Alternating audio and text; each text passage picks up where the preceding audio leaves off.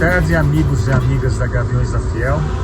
Eu estou respondendo a um chamado do Dr. Edson, um convite que ele nos formulou através do nosso componente Ernesto.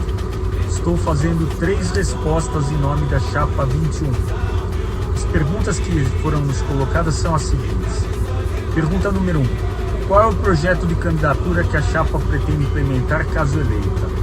Apoia algum dos candidatos concorrentes à diretoria executiva? Bom, primeiro sobre o projeto de candidatura. A Liberdade Corintiana, a Chapa 21, ela tem se destacado desde o início, em meados de 2015, quando tínhamos uma outra denominação, mas continha ainda o número 21, em fazer propostas de reforma estatutária. Por exemplo, o final do Chapão foi um ato diretamente relacionado à atuação dos integrantes da Chapa 21. A proposta para o fim do Chapão e a instituição das Chapas de 25 foi formalizada pelo Dr. Antônio Craveiro e por mim, Herói. Nós temos um conjunto amplo de propostas de reforma estatutária que foram apresentados no atual mandato e que eu vou disponibilizar. Todas as propostas foram debatidas pela Chapa 21, com a participação especial do Dr. Leandro Cano, a minha própria e de outros integrantes do departamento jurídico da nossa chapa. Então, queremos que haja uma reforma estatutária realista e que contemple inúmeras mudanças a favor da instituição. Mudanças para a transparência real, não a retórica, inclusive definindo responsabilidade patrimonial para o seu dirigente.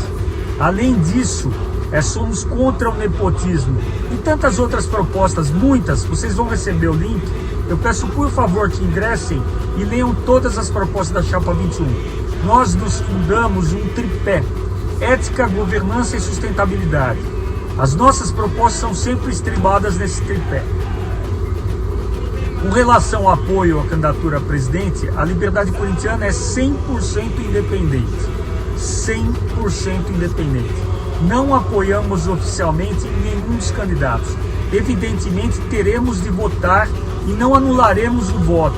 Cada um dos integrantes terá o seu voto. Mas nós temos um viés evidentemente oposicionista. Mas uma oposição, volto a falar, de verdade e não retórica. Com relação aos conselheiros, são a favor ou contra receber ingressos grátis ou com desconto, bem como votarão sempre em conjunto com a chapa? Somos contra a concessão de ingresso para os conselheiros. Infelizmente, essa modalidade de benefício, digamos assim, acabou mascarando uma certa apatia dos conselheiros, que não desempenharam, no entendimento da Liberdade Corintiana, aquilo que institucionalmente era obrigatório ou era desejável que eles, como conselheiros, fizessem, que era justamente fiscalizar os atos da diretoria.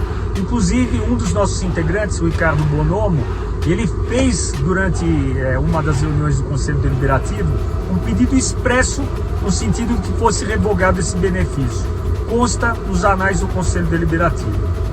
Se votarão sempre em conjunto com a chapa? Sim, votaremos sempre em conjunto com a chapa. Quem, porventura, de sentido da maioria democrática, será convidado a procurar outro conjunto político dentro do Corinthians, não permanecer na Liberdade Corintiana. Segunda pergunta. Com relação às contas do clube, cuja reunião está agendada para 10 de dezembro, qual o posicionamento da chapa candidata? Favor justificar a resposta. Quem acompanha a Liberdade Corintiana sabe que somos terminantemente contrários à aprovação dessas contas de 2019, por inúmeros motivos que foram inclusive deduzidos no processo judicial promovido pela Liberdade Corintiana. Mas basicamente, para retomar aqui, descumprimento do Profut, não observância do orçamento e endividamento progressivo, tornando praticamente impossível uma gestão razoável do clube. Esse endividamento ele foi desautorizado, inclusive, pelo CORE e pelo Conselho Deliberativo, que entenderam que deveriam reprovar essas contas. Eu quero dizer mais, os endividamentos bancários não passaram pela aprovação nos órgãos estatutariamente definidos. Então esse é um conjunto de fatores que faz com que tecnicamente seja necessário reprovar as contas de 2019. Somos sempre a favor do que é certo. E não é de hoje que a gente está reprovando essas contas. Volto a dizer, desde 2015, que uma análise técnica e criteriosa das contas corintianas tem apontado a necessidade de rejeição das contas. Tanto tínhamos razão que a situação hoje é de conhecimento geral, a situação econômica grave que o clube atravessa. Sendo o contrário, apontar com especificidade onde estão os erros das contas apresentadas. Bom, eu vou dizer mais uma vez, o Corinthians ele criou um déficit muito superior ao que o Profut permitia, que era de 20% do faturamento bruto do ano anterior. Em 2018, a gente teve um faturamento bruto próximo de 500 milhões de reais e uma criação de um déficit muito superior ao permitido por lei, que seria 100 milhões, aproximadamente 100 milhões. O nosso ficou em 200 milhões, então dobrou aquilo que era permitido em lei. A pergunta de vocês: se houver conselheiro eleito na gestão atual na chapa candidata, qual será o voto? É uma obrigação do candidato ao conselho pela chapa 21 reprovar as contas de 2019. Terceira pergunta: qual a opinião da chapa quanto à possibilidade do fiel torcedor ter direito a voto? Se contrário, explicar os motivos. Se a favor, qual seria a sugestão de critérios para a alteração do estatuto? Como eu disse na minha primeira resposta, a 21 tem um pacote de reforma estatutária muito amplo, que contempla inclusive a inclusão do fiel torcedor. No nosso entendimento, descabe totalmente uma nação com mais de 30 milhões de torcedores, de fanáticos, amantes do clube, ficar adstrito ao parecer de 2.500 eleitores, que é o que acreditamos vai haver nessa eleição, se muito, né? Nas últimas eleições tivemos alguma coisa em torno de 3.600 eleitores, e agora a gente está falando em 2.500, 2.000 eleitores, é muito pouco. E é necessária ampliação do quadro associativo, é absolutamente necessário.